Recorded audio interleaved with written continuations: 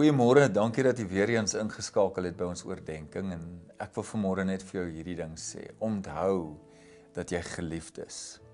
En so in Lent, in hierdie tyd, is dit iets waarin ons herinner moet word dat God kom en ek wil ook vanmôre vir jou sê dat jy nie ongeluk is nie, dat dit nie per toeval is dat jy hier is nie, maar dat jy spesifiek deur God gemaak is en jou lewe vir hom kosbaar en belangrik is. En dat dit nie sonder nut is nie, dat daar iets is wat jy moet doen, vandag betekenis aan jou lewe mag gee, met wie jy praat en waar jy beweeg, waar jy werk.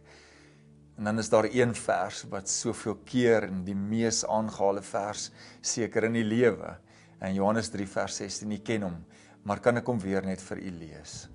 Johannes 3 vers 16, God het die wêreld so lief gehad, dat hy sy enigste seun gegee het, sodat die wat in hom glo, nie verlore mag gaan nie, maar die ewige lewe sal hê. Ons kry weer ons passie, en ons lus vir die lewe terug, as ek besef, Here, u dit vir my gedoen, ja, u dit vir almal gedoen, maar u dit vir my gedoen.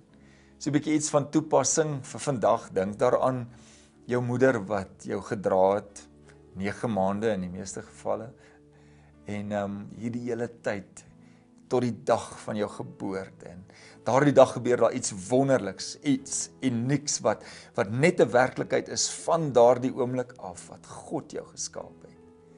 Dieselfde God wat die heelal gemaak het, wat die sterre, wat alles wat in die ruimte is gemaak het, alles op hierdie wêreld, wat ons vandag belewe in die natuur oor ons, so het God al die aandag ook gegee aan jou, en jou toekoms, en jou lewe. Wil jy net weer daarin verbly raak, dat jy is 'n geliefde van God. Hy wil jou gebruik, hy wil jou seën, hy het jou lief, en hy gaan jou dra.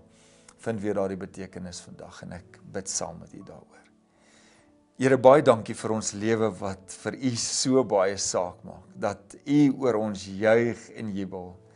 Mag ons vandag in elke situasie herinner word, dat ons u geliefdes is. In Jesus naam, amen. So gaan leef as 'n geliefde van die Here, en sy vreugde en sy blydskap, sien jou môre.